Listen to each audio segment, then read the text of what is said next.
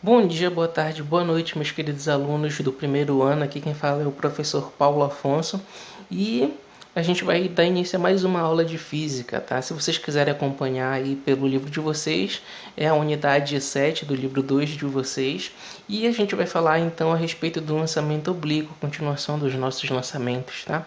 A gente vai ver que ele é um pouquinho mais complexo do que os outros dois lançamentos que nós vimos, o lançamento vertical para cima e também o lançamento horizontal. Na verdade, quando a gente for analisar o lançamento oblíquo, nós vamos ver que ele é meio que a junção desses dois movimentos, né? O movimento vertical, porque ele vai chegar aqui de uma certa altura, vai chegar no ponto mais alto e depois descer, e também ele vai andar para frente, né? Ele vai ter o movimento horizontal, tá?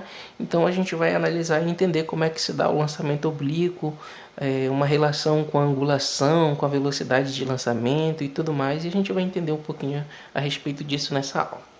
Bom, então vamos lá dar continuidade ao nosso conteúdo e saber a respeito do lançamento oblíquo. A ideia do lançamento oblíquo é o seguinte: nós temos um projétil, pode ser uma bala, pode ser uma bola de futebol, pode ser o que for. Que a gente vai fazer o quê? A gente vai imprimir uma velocidade inicial nesse objeto, só que ele não vai nem só para frente e nem só para cima. Na verdade, ele vai no meio termo. Essa que é a ideia do lançamento oblíquo. Aquele que a gente não faz nem só para cima e nem só para frente. Se vocês observarem bem aqui, olha só, o trajeto dessa bola. Ele faz esse arco de parábola bem aqui.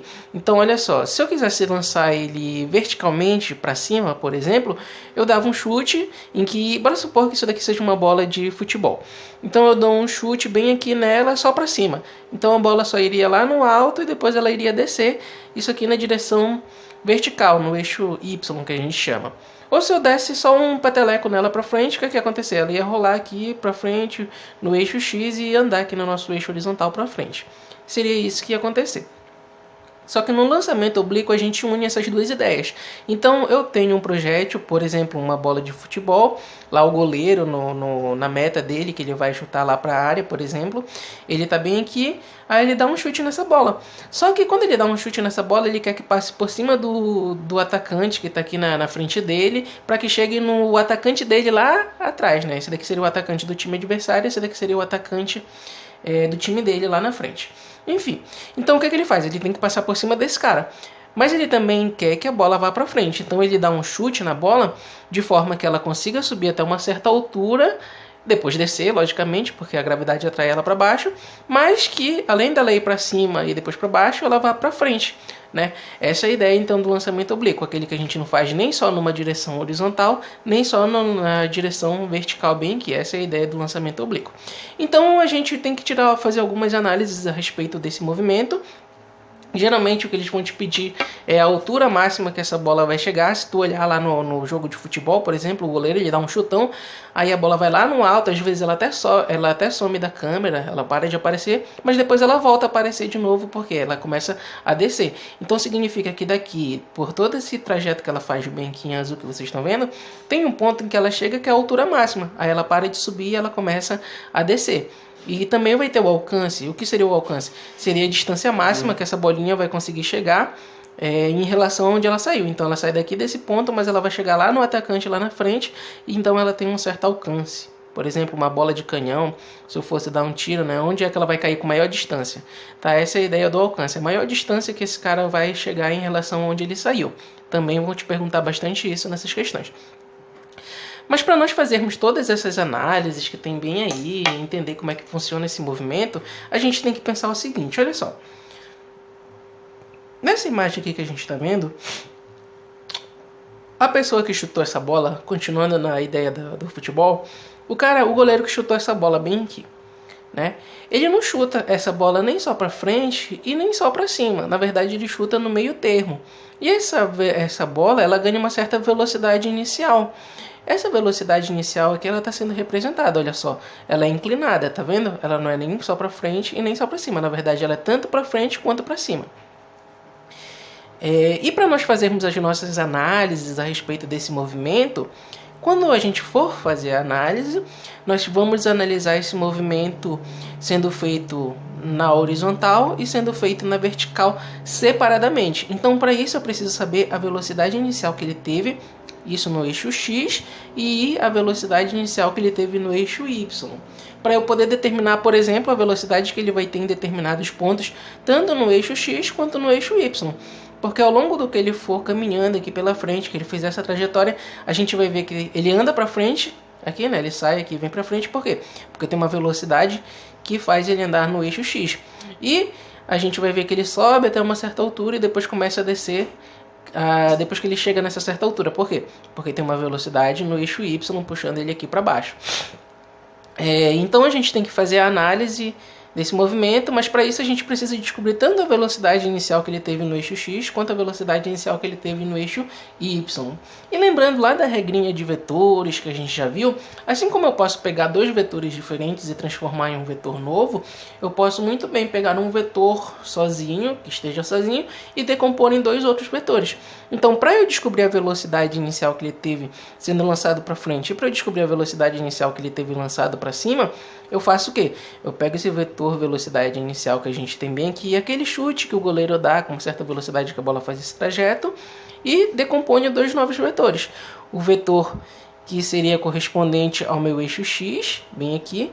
Então, olha só, a velocidade com que faz ele andar para frente, bem aqui que a gente chama de V0x, a velocidade inicial no eixo X, e também a velocidade inicial que ele vai ter no eixo Y, que faz ele ir lá para cima e depois de um certo tempo ela começa a descer. Mas nesse primeiro caso aqui é a velocidade que faz ele ir para cima, V0y. Então olha só, a velocidade inicial que ele tem andando para cima e a velocidade inicial que ele tem andando para frente, juntando as duas dá o vetor velocidade inicial, que é aquela velocidade que o goleiro chuta a bola.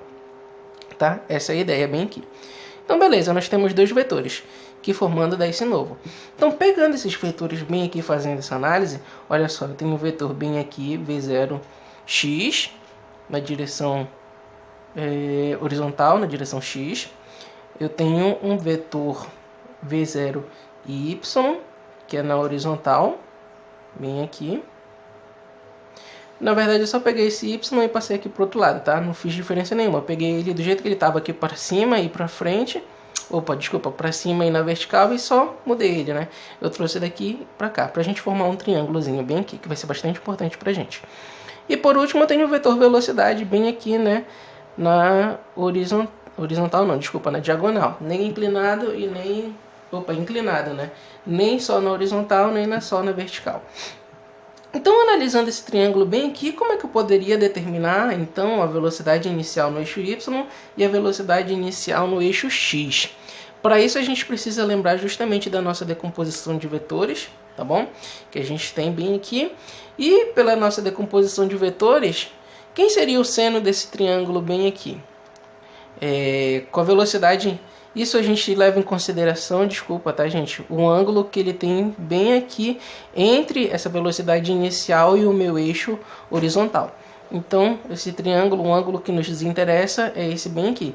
O que ele tem entre a velocidade inicial, aquela com que ele é lançado pelo jogador de futebol, lá pelo goleiro, e o nosso eixo horizontal. Beleza.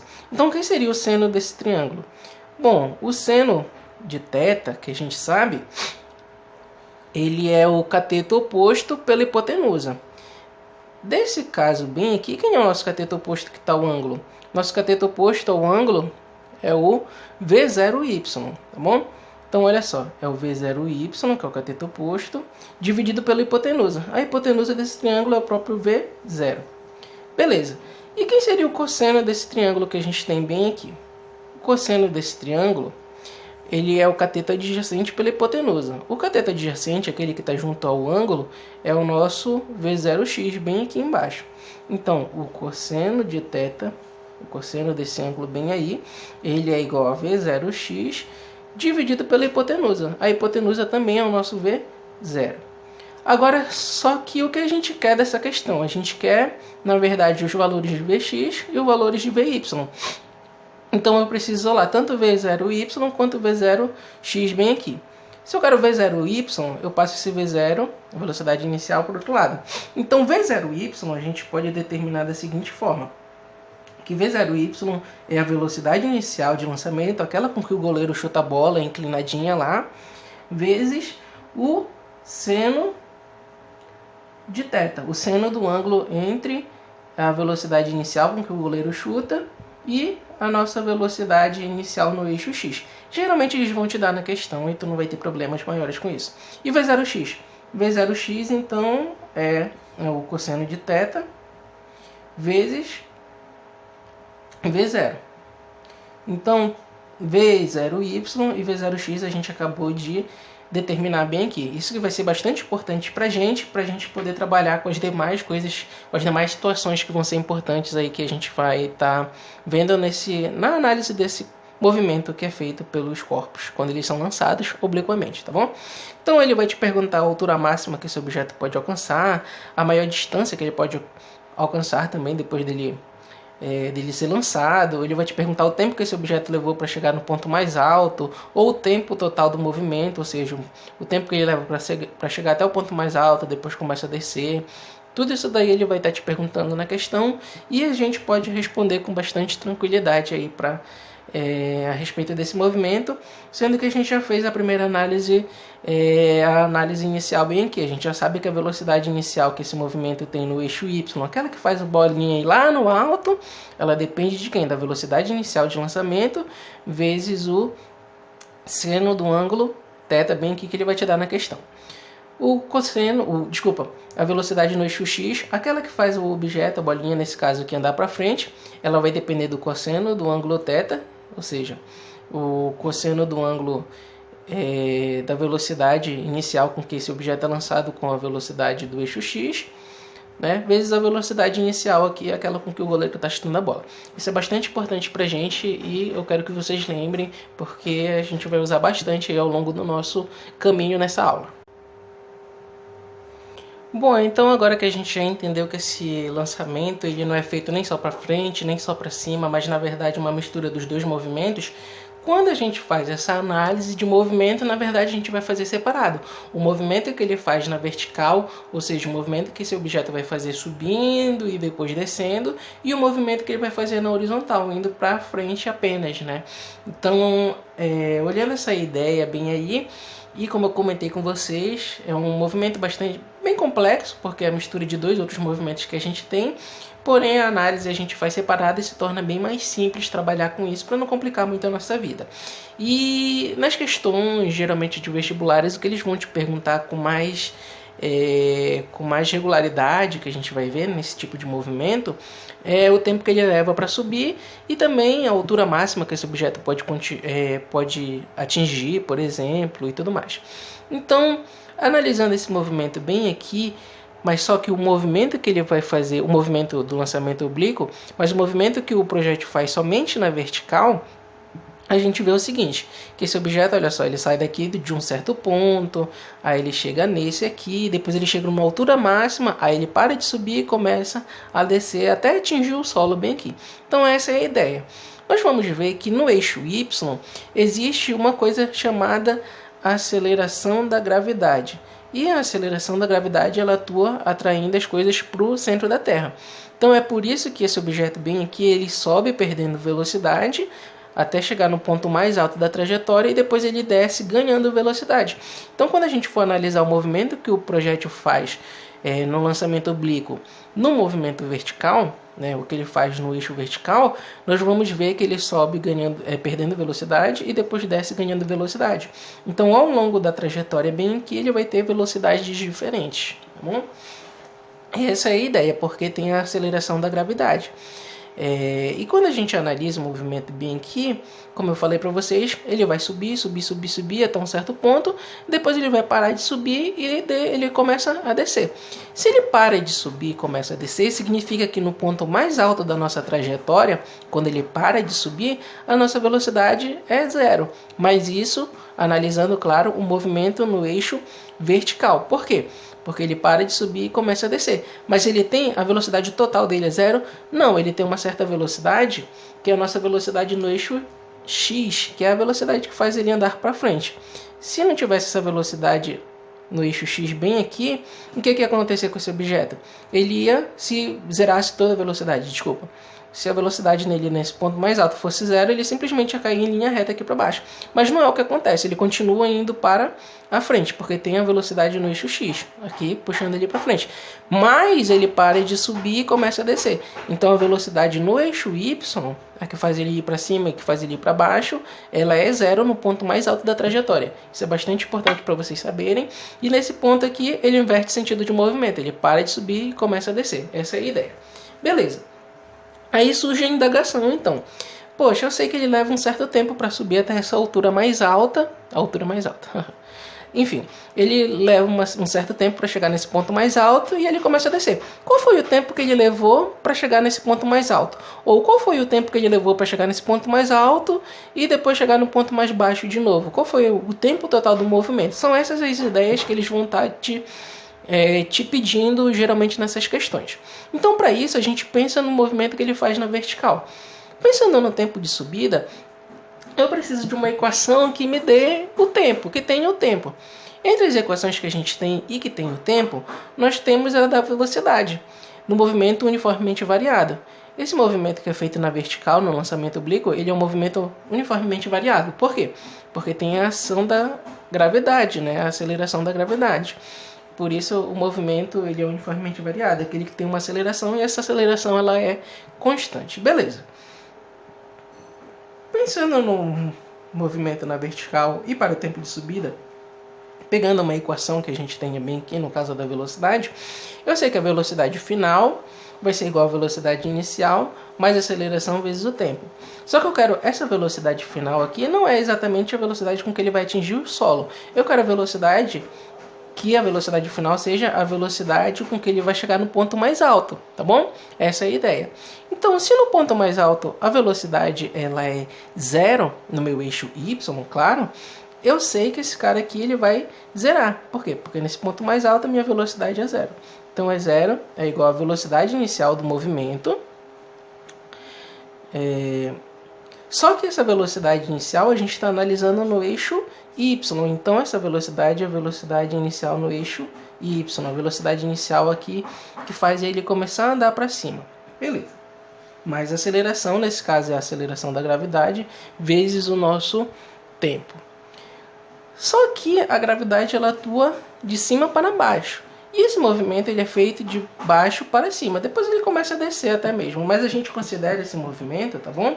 É muito importante que vocês saibam que nesse primeiro caso aqui, no nosso lançamento oblíquo, a gente considera o sentido da trajetória para cima. Então tudo que se move para cima está se movimentando a favor da nossa trajetória positivo. Como a aceleração da gravidade ela atua para baixo, ela está contra o sentido do nosso movimento. Então essa velocidade inicial bem aqui, né, vai ser igual a zero vezes a velocidade inicial menos a gravidade, porque a gravidade atua para baixo. Só que eu quero o tempo de subida, né? E o tempo então desse movimento é o tempo de subida. Se eu quero o tempo de subida, eu tenho que isolar ele. Então eu passo esses dois termos que estão multiplicando juntos bem aqui, mas eles estão negativos, para o outro lado eles vão passar positivo. Então a gravidade vezes o tempo de subida é igual à velocidade inicial. Portanto, o tempo de subida é igual à velocidade inicial dividido pela gravidade. Já que a gravidade está multiplicando, ela passa dividindo. Então quando a gente analisa esse movimento que é feito bem aqui no nosso vertical, olha só, ele chega até uma certa altura, só que eu sei que nesse ponto bem aqui, a velocidade dele é zero. Ele não tem velocidade no meu eixo vertical. Então, a nossa velocidade final aqui ela é zerada. Eu sei que a velocidade inicial é a velocidade com que ele é lançado aqui para cima no nosso eixo Y. Tá bom? Ele vai te dar na questão, logicamente, para te descobrir. E depende também da nossa gravidade, que está atuando no local. E a gente pode, então, determinar aqui o nosso tempo de subida dessa forma. Tá bom? Então, o tempo de subida depende da velocidade inicial com que ele é lançado lá no eixo Y, que a gente pode descobrir, como a gente acabou de ver bem aqui, que é V0 seno θ, dividido pela gravidade. Mas, professor, na questão eles me pediram o tempo total do movimento. E aqui só estou descobrindo o tempo para ele chegar até a metade do movimento, até onde ele sobe no ponto mais alto. Eu não sei a velocidade que ele vai, o tempo que ele vai chegar no ponto mais baixo de novo. Galera, como a aceleração ela é a mesma no lançamento vertical, é a aceleração da gravidade que essa bolinha está submetida, o tempo que ele vai levar para subir também vai ser o mesmo tempo que ele vai levar para descer. Então, o tempo total do movimento, ou seja, o tempo que ele vai levar para chegar nesse ponto mais alto, depois ele chegar nesse ponto mais baixo de novo, o tempo que ele leva para sair daqui desse ponto e chegar no ponto final, ele é o tempo total. E o tempo total, tá bom, gente? Depende de 2 vezes o tempo de subida. Como eu acabei de falar para vocês, o tempo que ele leva para subir também vai ser o tempo que ele leva para descer. Portanto, o tempo total é 2 vezes o tempo de subida. Isso daí são 2 deduções que são bastante importantes da gente estar sabendo aqui nesse movimento na vertical e no lançamento oblíquo. A gente vai aplicar alguns exercícios aí que tem essa noção e não vai ficar muito complicado para vocês de trabalharem com isso assim que a gente estiver fazendo os exercícios. Não se preocupem. Bom, então dando continuidade aqui ao nosso estudo, a gente vai ver agora a respeito da altura máxima que esse corpo pode alcançar. Então olha só, pensando ainda na vertical, tá bom? Já que é a altura máxima que ele vai conseguir alcançar. Imagina lá que a gente tem uma bola de futebol que é lançada pelo goleiro para que chegue lá no atacante dele e no meio do caminho a gente sabe que ela vai subir e depois ela vai começar a descer. Só que nesse meio termo bem aqui, a gente vê que ela consegue alcançar uma certa altura e depois ela começa a descer. Então tem uma certa altura máxima que essa bolinha pode alcançar e a gente pode determinar bem aí. Outra situação bastante importante que a gente precisa estar trabalhando aqui no nosso lançamento oblíquo. Então como é que eu tenho a noção de descobrir a velocidade, a altura máxima com que ela vai chegar lá no nosso movimento, tá bom? Então dependendo do chute do goleiro, do ângulo, né, e tudo mais. Mas pensando nisso, olha só, a gente sabe que na altura máxima, ou seja, no ponto mais alto dessa trajetória, a velocidade em y, ou seja, aquela velocidade que faz ele subir, que faz ele descer, é 0, porque ele para o movimento dele lá em cima e ele começa a descer. E lá nesse ponto mais alto, olha só, como eu acabei de falar para vocês, a gente tem uma certa altura. E essa altura a gente chama de altura máxima. Se eu não soubesse o tempo que ele leva para chegar até essa altura máxima, por exemplo, eu poderia determinar ela pela nossa equação de Torricelli, aquela que não depende do tempo no movimento uniformemente variado que a gente já viu. Já que aqui tem a aceleração da gravidade, é um movimento uniformemente variado. Beleza. Então olha só. Aqui nesse caso, por exemplo. Então, qual é a velocidade no eixo y que ela vai ter nesse ponto mais alto? Bom, essa velocidade no ponto y, no ponto mais alto, a gente acabou de descobrir que é 0. Então, esse termo aqui, ele vai sumir da nossa equação, ele vai ser 0, vai ser igual a 0. E aqui a gente tem que depende da velocidade inicial ao quadrado. Né? A velocidade inicial do eixo y. Só que a velocidade inicial do eixo y é quem? É v0 vezes o seno de θ. Sendo que v0 é a velocidade com que a bolinha é lançada, né? Nem só para frente nem só para cima, que ela é em diagonal. E o seno do ângulo entre a nossa velocidade inicial e também o nosso eixo horizontal. Beleza. Então aqui, onde tem v0y, eu vou substituir por tudo isso. Então aqui fica o seguinte, v0 vezes o seno de θ ao quadrado, menos 2 vezes g vezes h. Por que menos? Porque é o sinal de menos, né?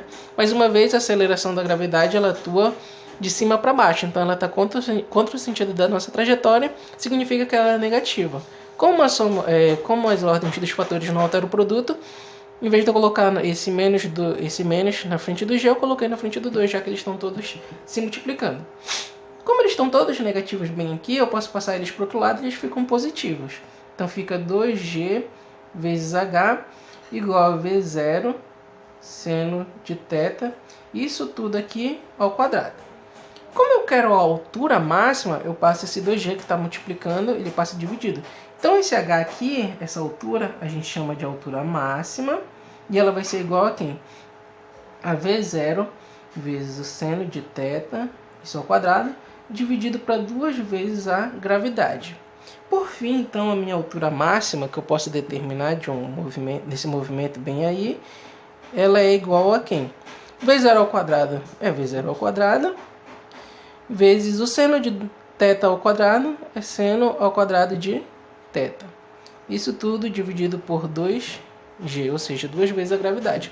Então, para eu determinar a altura máxima bem aqui com que esse projétil vai alcançar, dependendo da velocidade que ele for lançado e tudo mais, a gente vai ver que a altura máxima depende de quem? Da velocidade inicial de lançamento, aquela com que o goleiro chuta a bola, com que ela vai inclinada, tanto indo para frente quanto para cima, vezes o seno do ângulo que essa velocidade inicial tem com o eixo horizontal, dividido por 2 vezes a gravidade. Então essa aí é a ideia desse movimento, tá bom?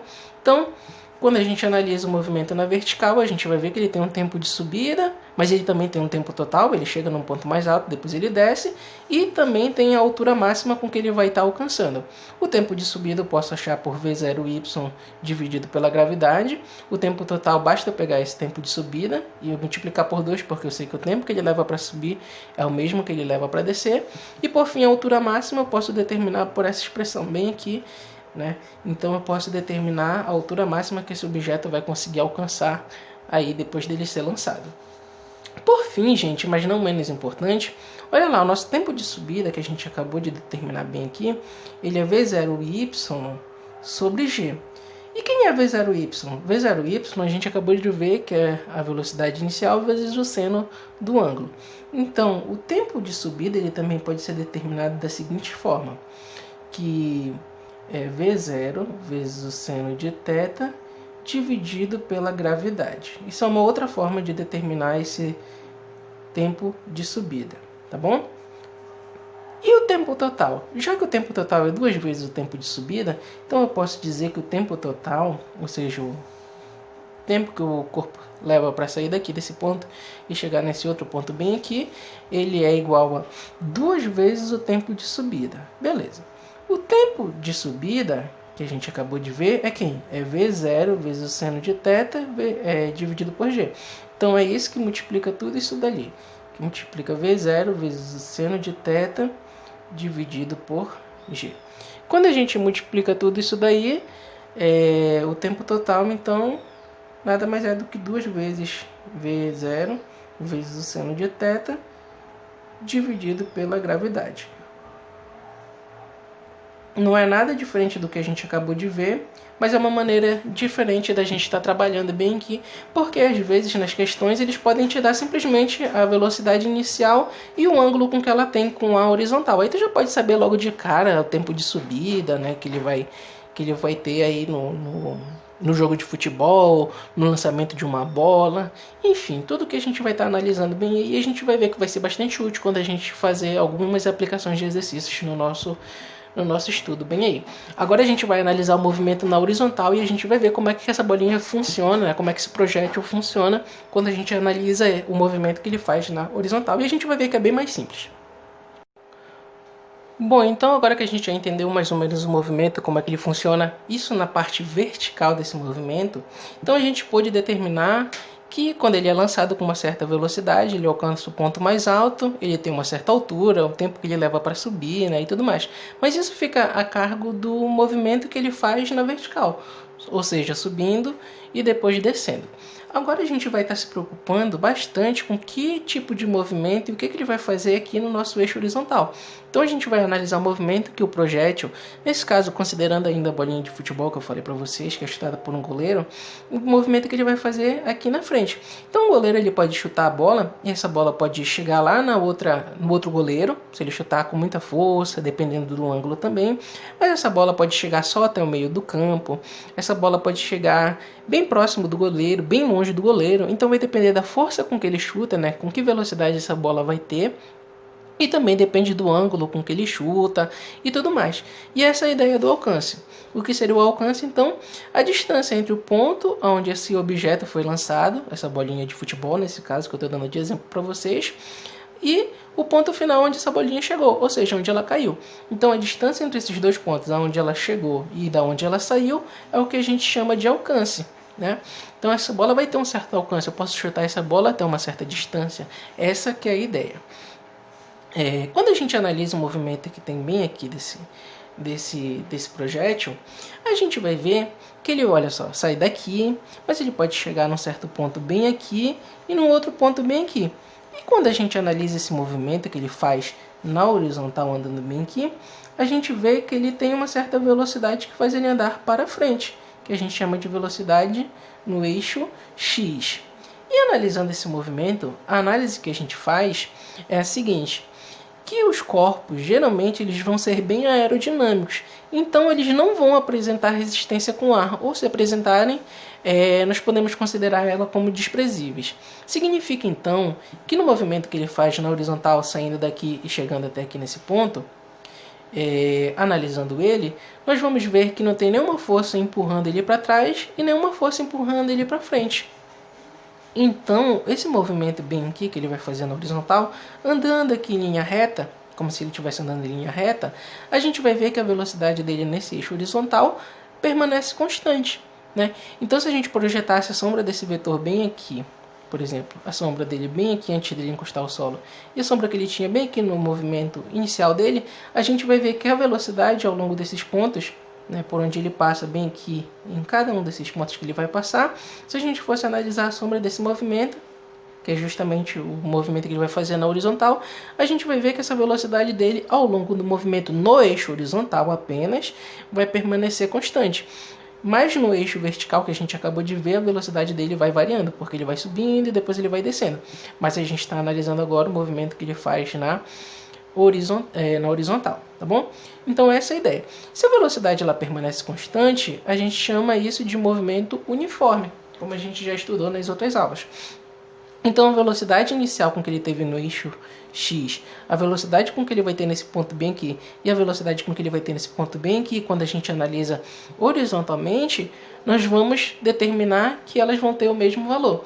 Então olha só, esse vetor inicial que eu tenho bem aqui é o lançamento dele, então é a velocidade com que o goleiro chuta a bola. Mas eu sei que essa velocidade ela pode ser decomposta, olha só, na velocidade com que faz ele andar para frente, que a gente chama de V0 X, a velocidade inicial no eixo X, que faz ele andar aqui para frente, e também tem uma parcela da velocidade que faz ele subir lá até uma certa altura, que a gente chama de velocidade inicial no eixo Y. A junção dessas duas dá esse vetor bem aqui, que é a velocidade inicial com que ele é lançado, com que ele é chutado pelo goleiro. Beleza.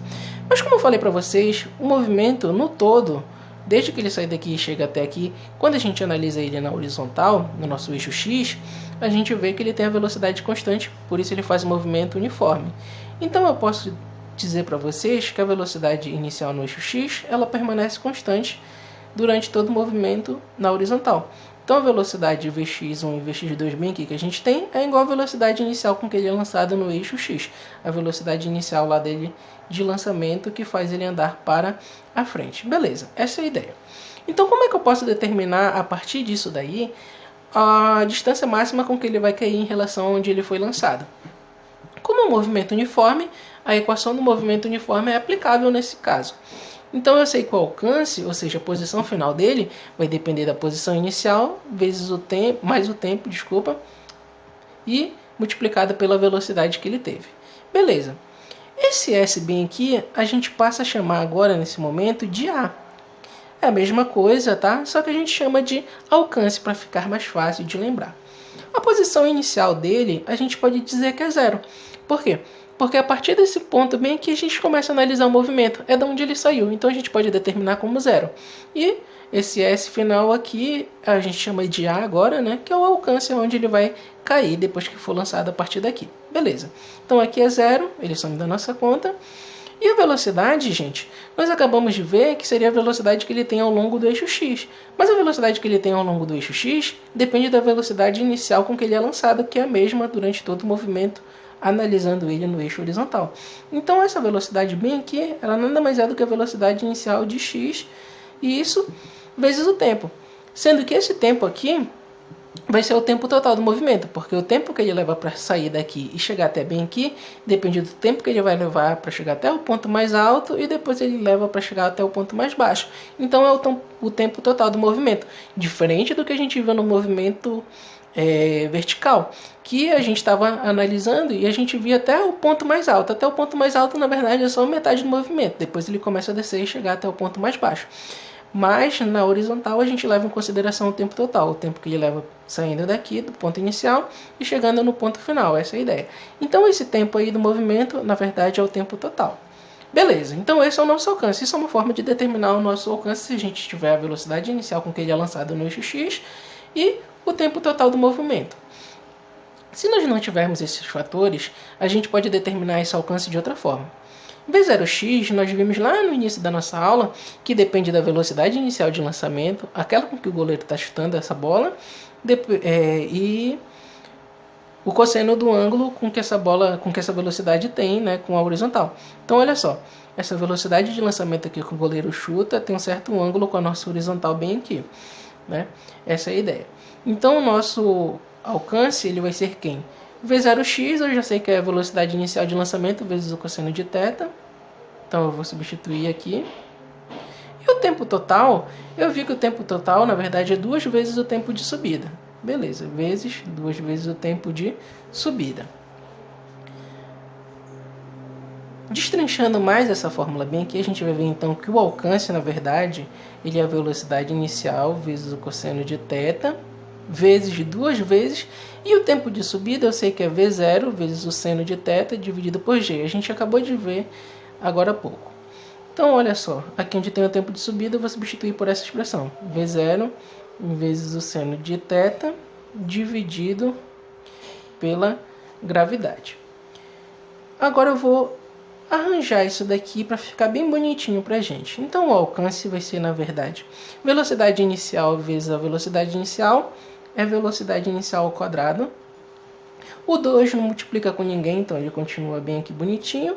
E eu tenho cosseno de θ e seno de θ. Aí eu coloco um atrás do outro. Cosseno de θ vezes o seno de θ bem aqui. Isso tudo dividido pela gravidade. Por fim, e ufa, o nosso alcance vai ser o seguinte. A matemática me diz que toda vez que eu tiver 2 vezes o cosseno de θ vezes o seno de θ, para simplificar, para eu não ter que escrever tudo isso daqui e me cansar, eu posso simplesmente escrever como seno de 2 θ, desculpa. Então a matemática lá da trigonometria que vocês amam tanto, né, ela me permite dizer que toda vez que eu tenho 2 vezes o cosseno de θ vezes o seno de θ, vai ser igual a seno de 2 θ, tá bom? Só para economizar na hora da escrita, para sobrar tinta na tua canetinha lá, é a mesma coisa. Então, por fim, o nosso alcance vai ser o seguinte. Vai depender da velocidade inicial de lançamento ao quadrado, sendo que a velocidade inicial é aquela com que o objeto é lançado, né, com uma certa altura, com um certo ângulo e tudo mais, tá bom? Aquela com que o goleiro está chutando a bola, com que o canhão é lançado, enfim, ele vai te informar na questão. Vai depender também, então, do seno de 2 θ, tá bom? Sendo que o θ é o ângulo entre essa velocidade aqui e a nossa horizontal, esse ângulo θ bem aqui, também vai ser informado na questão. Isso tudo, gente, dividido pela gravidade, tá? Então esse daqui é o nosso alcance e a gente pode chamar também de alcance máximo. Com isso eu posso determinar a máxima distância com que um corpo pode cair em relação a onde ele foi lançado, dependendo do ângulo que ele for lançado, da velocidade com que ele for lançado.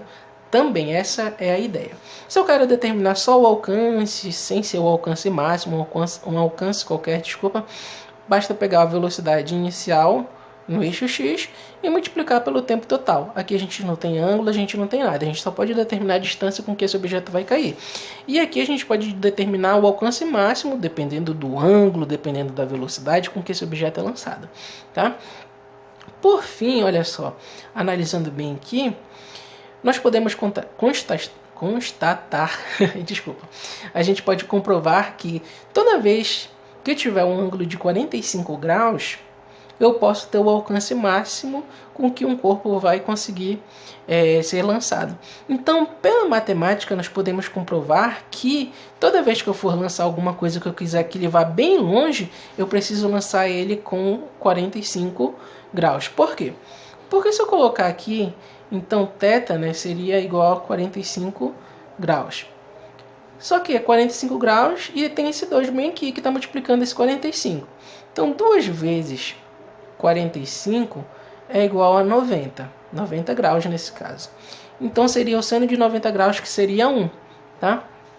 Multiplicando pela velocidade ao quadrado, velocidade inicial ao quadrado, dividido pela gravidade, a gente vai ter o nosso alcance máximo. Então é bastante comum também eles perguntarem nas questões qual é o ângulo que eu preciso lançar um objeto para que ele tenha um alcance máximo de 45 graus, porque essa fórmula bem aqui me permite dizer que toda vez que o seno do ângulo bem aqui der 1, né, o seno der 1, a gente vai ter o alcance máximo. Né? Se a gente tiver meio, vai ser metade, enfim, vai depender das questões. Tá? Mas essa é a ideia. Então, por hoje é só, fiquem com Deus, lavem as mãos. O professor está com bastante saudade aí de estar na aula presencial com vocês, que é mais legal para tirar bastante dúvidas. Mas eu creio que se vocês tiverem alguma dúvida, alguma indagação, vocês podem perguntar para mim através do meu WhatsApp que vocês têm, né? E vocês também podem tá revendo o vídeo, voltar num ponto que você não entendeu, veja com bastante calma, né? Essa daí é a ideia da videoaula, para que você que está com um pouquinho de vergonha de perguntar para mim lá na sala, tu pode voltar aqui tranquilamente.